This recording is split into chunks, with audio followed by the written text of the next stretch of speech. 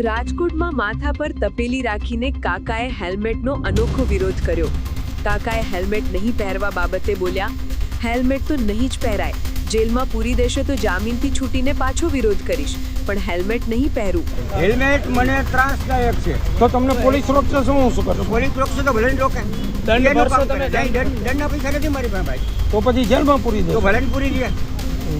તમે અમે શું- જેલ જવા એ તૈયાર થઈ. શું કામ કરો છો આપ બાપુ? હું કામ ક્યાંય કરતો જ નથી. સિનિયર છું. ઘરેથી રોટલી બનાવીને હોટલમાં દઉં. હેલ્મેટનો કાયદો શહેરમાં તમારા મતે કેટલો યોગ્ય? નહીં, હેલ્મેટ શહેરમાં જોઈએ જ નહીં. ફૂટી કોળીમાં હેલ્મેટ મફત દે ને પોલીસવાળા. મફત હેલ્મેટ કોઈ ના પહેરાય.